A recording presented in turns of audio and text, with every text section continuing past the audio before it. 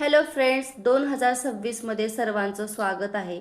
मी जसं की रेझोल्युशन घेतलं होतं की मी वेट लॉस करेल वगैरे, परंतु 2026 सुरू झाल्यापासून 2 दिवस माझा छान गॅप पडला आहे.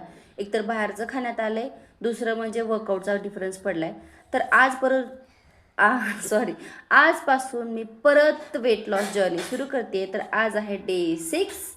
छान वर्कआउट रुटीन सुरू करणार आहे आणि परत तसेच मी साखर आणि भात पूर्णपणे बंद करते. जंक फूड जसे की मैद्याचे पदार्थ, बाहेरचे पदार्थ, पॅक आयटम्स सगळंच बंद करते.